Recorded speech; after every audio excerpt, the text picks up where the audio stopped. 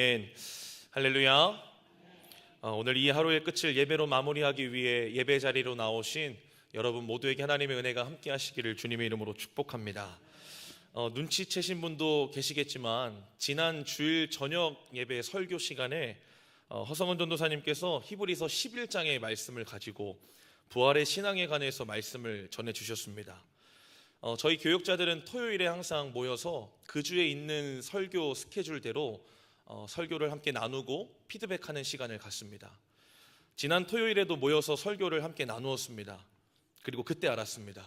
서로가 히브리서 11장의 말씀을 가지고 설교를 준비했다는 것을 말이죠. 여러분, 우연일까요? 물론 선택하는 절은 다르지만 성경 66권 중에 똑같은 성경을 선택하고 그 많은 장 중에서도 같은 11장을 선택했다라는 것. 그래서 저는 여러분 이것을 이렇게 받아들이기로 했습니다. 천생연분.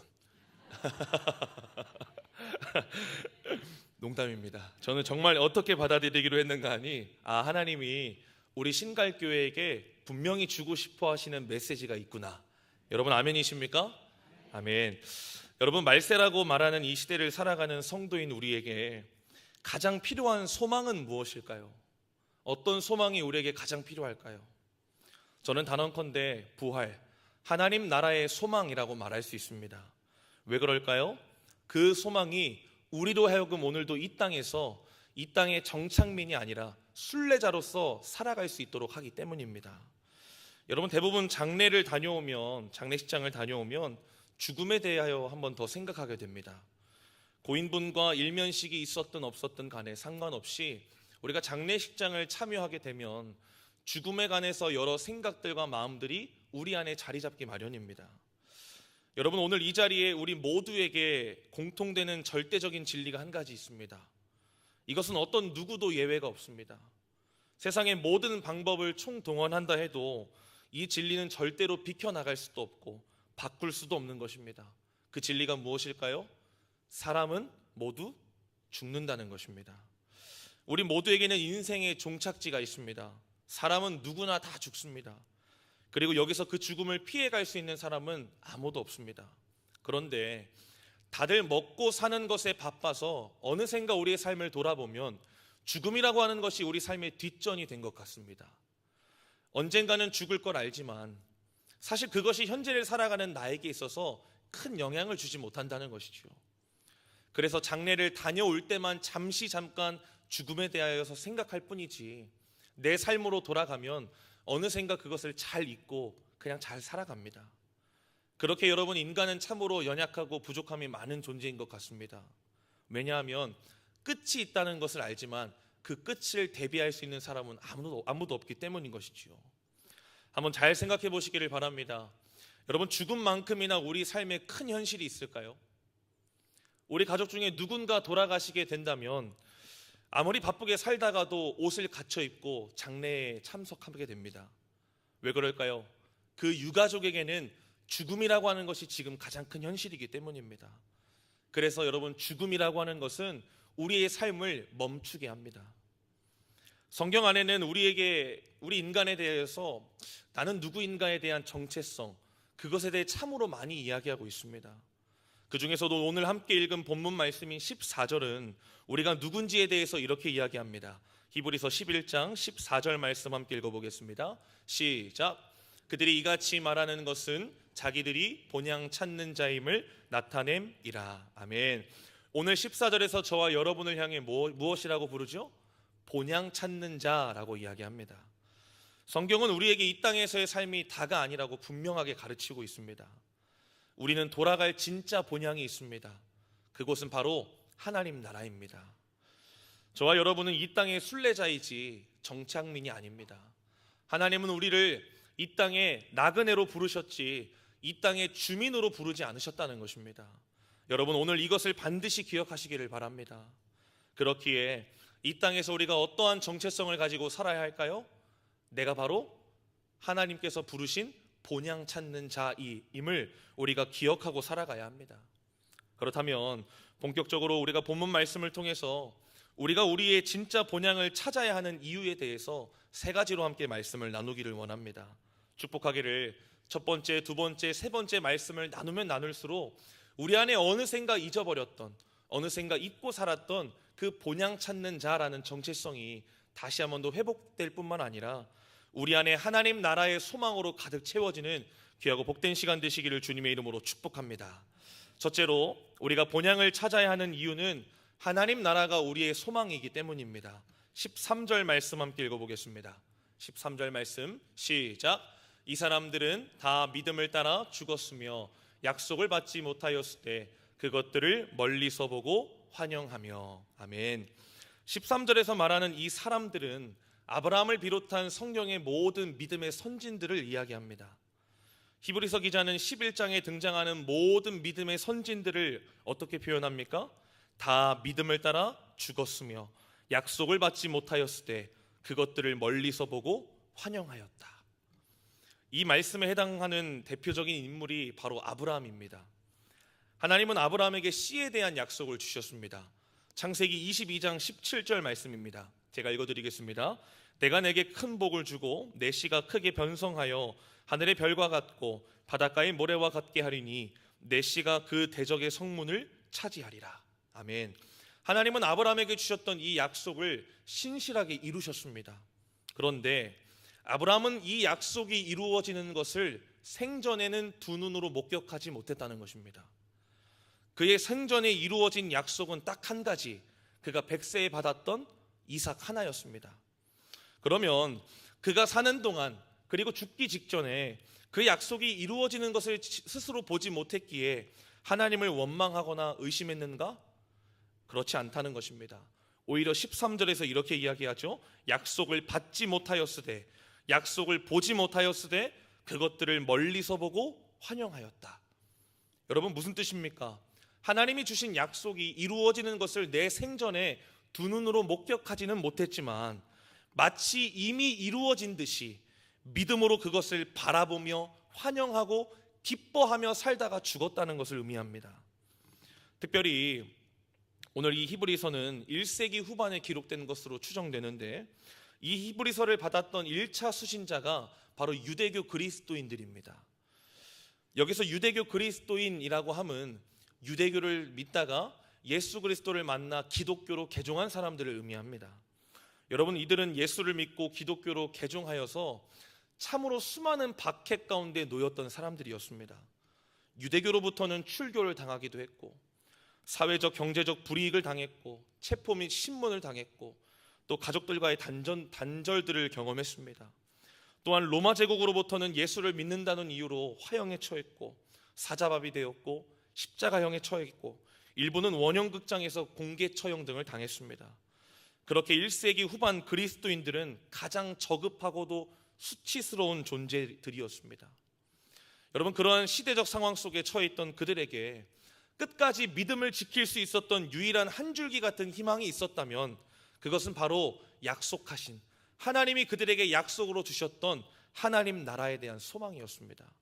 사진 한 장을 함께 볼까요? 그 전 사진입니다. 네, 여러분, 이 사진은 프랑스 화가가 그린 기독교 순교자들의 마지막 기도라는 작품입니다. 로마 제국으로부터 1세기 그리스도인들이 받았던 박해들을 배경으로 그렸는데요, 주위에서 보면 십자가형을 당한 사람들 그리고 그 십자가형에 당했던 사람들을 지금 불을 질러서 화형하는 것을 볼 수 있습니다. 또한 오른쪽 한편에는 이제 곧 사자밥이 될 처지에 놓인 그리스도인들이 그려져 있습니다. 전승에 의하면 이제 곧 사자밥이 되기 전에 어머니가 자신의 사랑하는 아이에게 이런 말을 남겼다고 합니다. 제가 읽어드리겠습니다. 내 사랑하는 아이야, 두려워하지 말거라. 우리는 곧 예수님 곁으로 가게 될 거야. 이 세상의 고통은 잠시지만 하나님의 나라에서는 영원한 기쁨과 평안이 있단다. 우리를 해치려는 이들은 우리의 몸을 빼앗을 수 있어도 우리의 영혼은 절대로 빼앗을 수 없단다. 우리가 지금 겪는 이 아픔은 곧 끝날 것이고 곧 주님께서 우리를 안아주실 거야. 여러분, 이 어머니가 이렇게 이야기할 수 있는 것은요, 하나님 나라에 대한 분명한 소망이 있었기 때문입니다. 여러분, 스데반 집사는 돌에 맞아 죽기 직전에 예수께서 하나님 우편에 서신 것을 보았습니다. 따라서 이들도 당장 지금 내 눈앞에서는 사자가 나를 향해 뛰어오고 있지만 스데반 집사와 같이 수많은 믿음의 선진들도 그랬듯이 죽음 너머에 있는 그 하나님의 나라를 믿음으로 바라보고 환영하며 기뻐했기 때문에 죽음 앞에서도 전혀 굴하지 않았다는 것입니다. 사랑하는 성도 여러분, 하나님께서 오늘 살아가는 우리에게도 하나님의 나라에 대한 분명한 약속을 주셨습니다. 하나님 나라는 단순히 미래에 있는 먼 이야기이자 약속이 아닙니다. 하나님 나라는 바로 지금 오늘도 경험할 수 있는 실제입니다. 그래서 찬송가에서 우리가 뭐라고 고백합니까? 주 예수와 동행하니 그 어디나 하늘나라. 하늘나라는 결코 먼 곳에 있지 아니하고 바로 지금 오늘도 경험할 수 있는 실제이기 때문입니다. 그런데 사단 마귀는 우리로 하여금 하나님 나라는 단순히 먼 이야기이자 약속처럼 여기도록 우리를 속인다는 것입니다. 그리고는 하나님의 약속을 바라보게 하는 것이 아니라 지금 내 현실을 주목하게 만듭니다. 또한 하늘의 소망을 두게 하는 것이 아니라 이 땅에 소망을 두고 살아가게 만든다는 것입니다. 여러분, 이 땅에 소망을 두고 살아가는 사람들은 이 땅이 전부이기에 늘 치열한 경쟁과 싸움 속에서 서로를 시기질투하고 불만하고 원망하며 크고 작은 불안과 두려움 속에서 살아갑니다. 그러한 세상 속에서 여러분, 믿는 성도라면, 믿는 그리스도인들이라면 어떻게 살아야 할까요? 경쟁과 싸움보다는 서로가 서로를 섬기고 협력하고 서로를 시기질투하고 불평불만하는 것이 아니라 서로를 격려하고 응원하고 이끌어줄 뿐만 아니라 불안과 두려움이 아닌 하나님이 우리에게 주신 기쁨과 감사와 평안 속에서 살아가야 하는 것입니다. 왜 그럴까요? 우리의 소망이 어디에 있으니까요? 약속하신 하나님 나라에 있기 때문입니다. 여러분, 삶에 아무런 소망이 없는 사람은 오늘이라는 하루를 그저 그렇게 무의미하게 살아갑니다. 눈이 떠졌기 때문에, 어차피 살아야 되기 때문에 다람쥐 쳇바퀴 돌듯 그저 그렇게 살아갑니다. 그러나 확실한 소망이 있는 사람은 벌써부터 삶을 대하는 눈빛과 이 삶의 태도가 전혀 다른 것을 볼 수 있습니다. 저는 여기 계신 모두가 가정과 학교와 또 직장과 세상에서 사람들이 봤을 때 무엇인가 다른 사람이라고 여길 수 있는 그러한 삶을 사실 수 있기를 주님의 이름으로 축복합니다. 여러분, 오늘 이 하루를 어떻게 지내셨습니까? 오늘 이 하루를 어떻게 살아오셨습니까? 놀랍게도 우리가 맞이할 내일이라는 것은요, 평상시 다른 날과 같이 지극히 평범할 수 있습니다.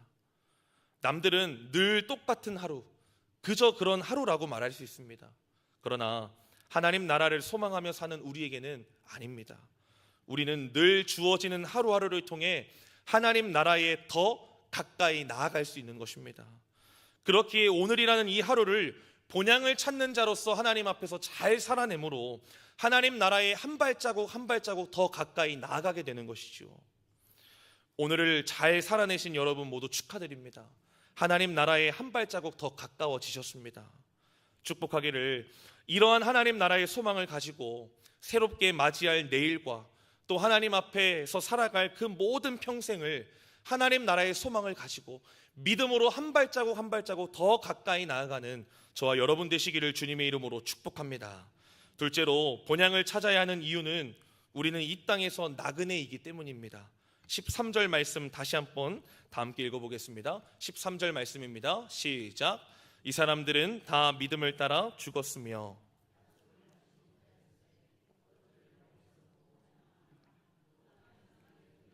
나그네임을 증언하였으니. 아멘.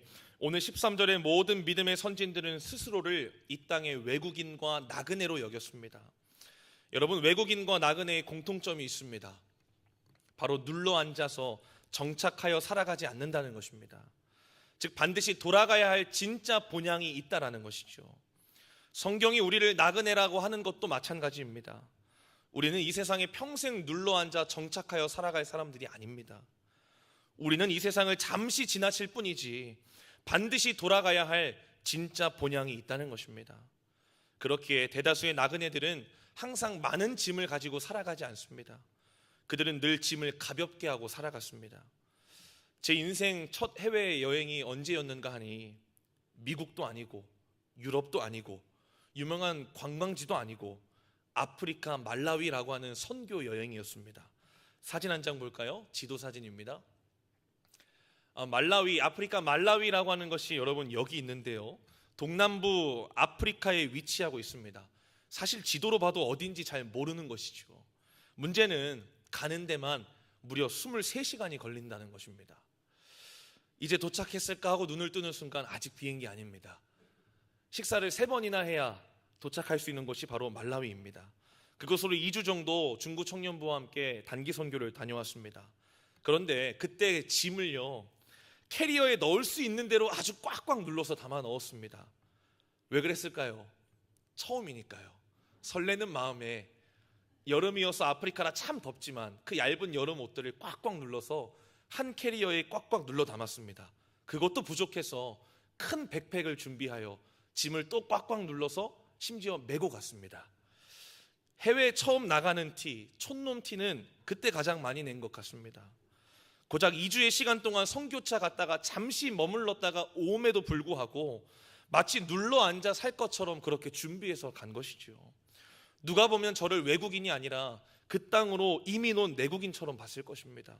여러분, 우리 모두는 이 땅에서 외국인과 나그네로서 짐을 가볍게 하고 살아야 합니다. 이에 대해 히브리서 12장 1절 말씀은 이렇게 이야기합니다. 함께 읽어볼까요? 시작.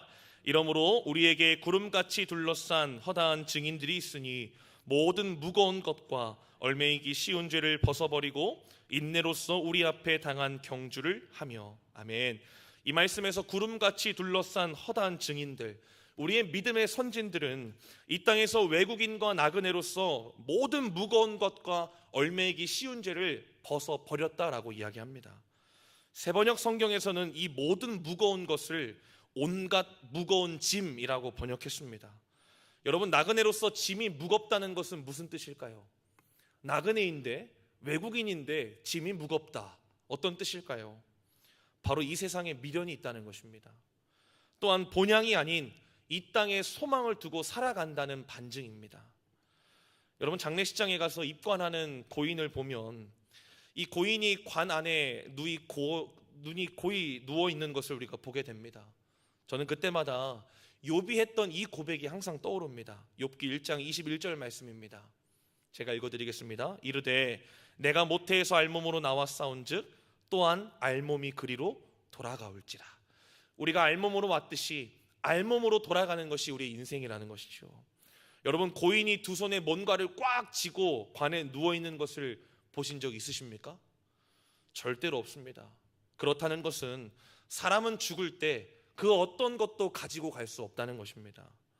내가 그토록 소중하게 여기며 이 땅에서 목숨을 걸고 얻어내려고, 지켜내려고 아등바등 했었던 그 물질, 아파트, 자동차, 학벌, 커리어 등 이 모든 것을 죽음 앞에서는 가지고 갈 수 없고 죽음 앞에서는 아무런 쓸모가 없다라는 것입니다.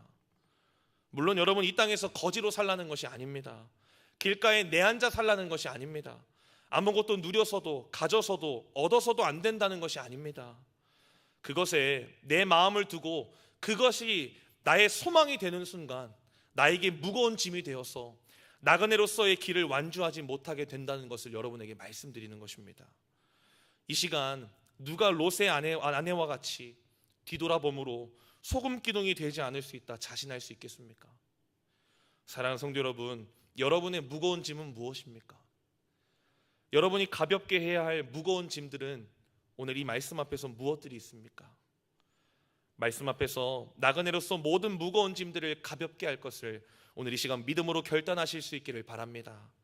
이어서 12장 1절에서는 온갖 무거운 짐과 또한 얼매이기 쉬운 죄를 벗어버려야 한다고 말합니다.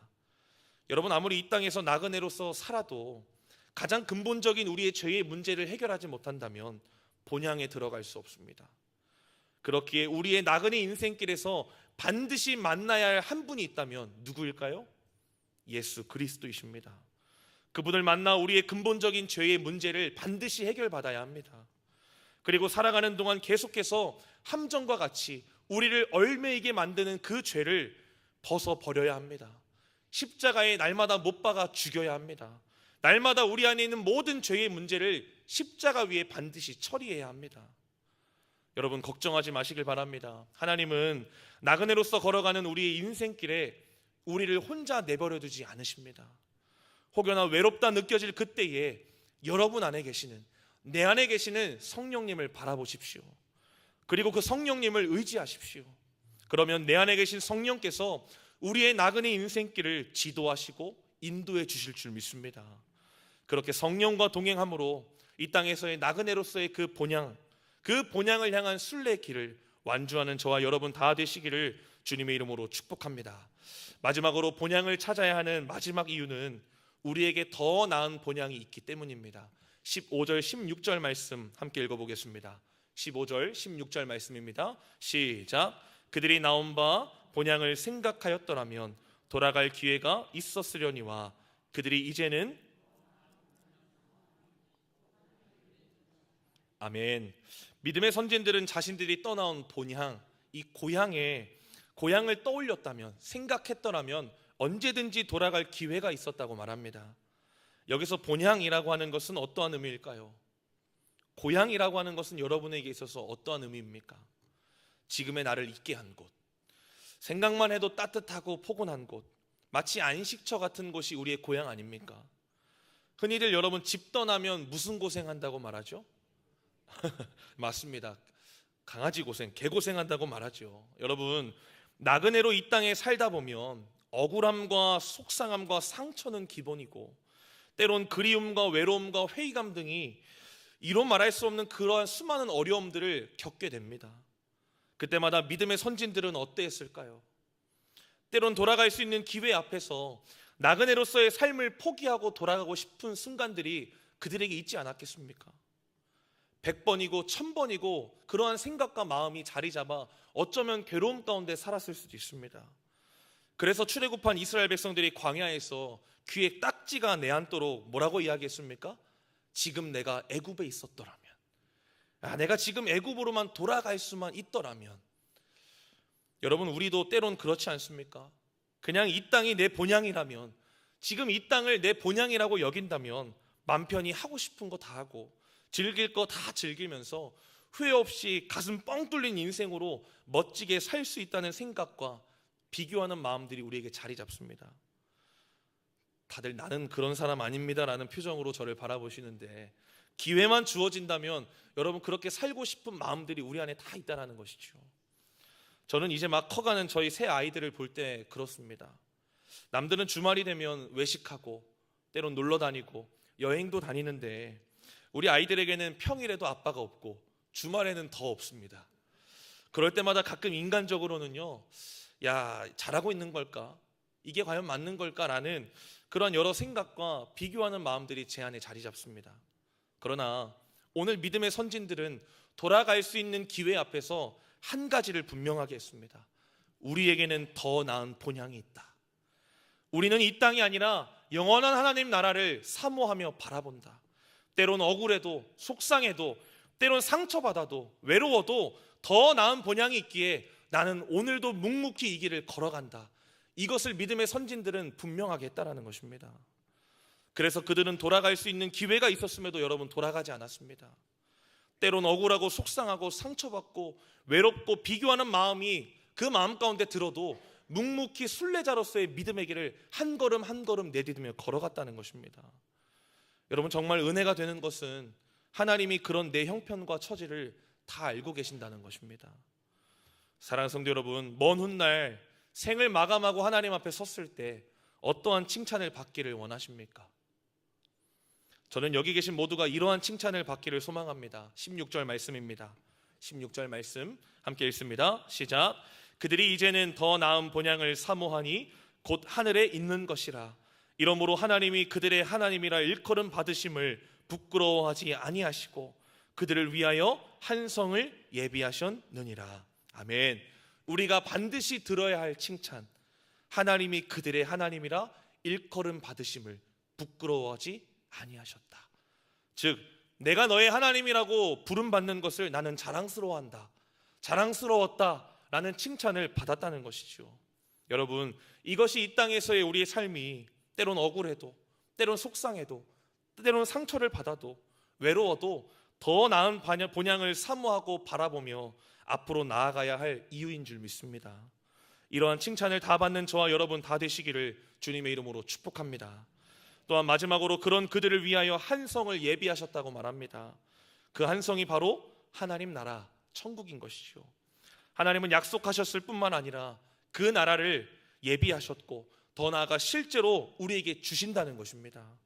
어떠한 자들에게요? 오늘 본향을 찾는 자로서 이 땅에 소망을 두지 아니하고 하나님 나라에 소망을 두는 자에게, 나그네로서 모든 무거운 것과 얼매이기 쉬운 죄를 벗어버리는 자에게, 또한 마지막으로 더 나은 본향을 사모하는 자에게, 그리고 그것을 바라보며 믿음으로 한 걸음 한 걸음 내딛는 자에게 이 예비하신 하나님의 나라를 주신다는 것입니다. 저와 여러분이 이 하나님 나라의 주인공 다 되실 수 있기를 주님의 이름으로 축복합니다. 그리하여 오늘부터 또한 2025년 한 해 또한 남은 하나님 앞에서의 그 평생을 본향을 찾는 자로서 믿음으로 한 걸음 한 걸음 걸어가는 저와 여러분 모두가 되시기를 주님의 이름으로 축복합니다. 기도하겠습니다. 하나님, 저희를 본향 찾는 자로 불러주시고 살아가게 하신 은혜에 감사합니다. 저희는 죽음이라는 끝을 알고 있음에도 불구하고 그 끝을 대비하지 못하는 연약한 존재들임을 고백합니다. 하나님 나라에 대한 약속을 주셨음에도 여전히 이 땅에 소망을 두고 현실을 주목하며 더 얻기 위해, 더 누리기 위해, 더 높이 올라가기 위해 아등바등하며 살아가는 것이 저희의 모습이었음을 또한 고백합니다. 그러나 하나님, 오늘 선포되어진 이 말씀을 통해 다시 한 번 더 결단하기를 원합니다. 성경의 수많은 믿음의 선진들과 같이 1세기 그리스도인들과 같이 하나님 나라의 소망을 두고 살아갈 수 있도록 인도하여 주시옵소서. 세상 사람들과는 무엇인가 다른 구별된 사람처럼 살아가게 하여 주옵소서. 우리에게 주어진 오늘이라는 이 하루하루를 통해 하나님 나라와 더 가까워지며 약속하신 하나님 나라를 향해 한 발자국 한 발자국 믿음으로 전진할 수 있는 우리 모두가 되게 하여 주옵소서. 또한 나그네로서 짐을 가볍게 하기를 원합니다. 알몸으로 왔다가 알몸으로 돌아가는 것이 하나님이 세우신 질서이온데 이 땅에서 사는 동안 모든 무거운 짐과 얼매이기 쉬운 죄들을 과감히 벗어던지는 우리가 되게 하여 주시옵소서. 때로 나그네로서 억울해도 상처받아도 속상해도 비교가 되어도 뒤돌아서지 않게 하시고 더 나은 본향을 사모하고 바라보며 묵묵히 나아가게 하여 주옵소서. 그리하여 먼 훗날 하나님 앞에 섰을 때에 내가 너의 하나님이라 일컬음 받기를 부끄러워하지 아니하노라 칭찬받는 인생들 다 되게 하여 주옵소서. 또한 그러한 자들을 위해 예비하신 하나님 나라에 다 들어가는 우리 모두가 되게 하여 주옵소서. 그렇게 하실 주님을 기대하며 예수님의 이름으로 기도합니다. 아멘.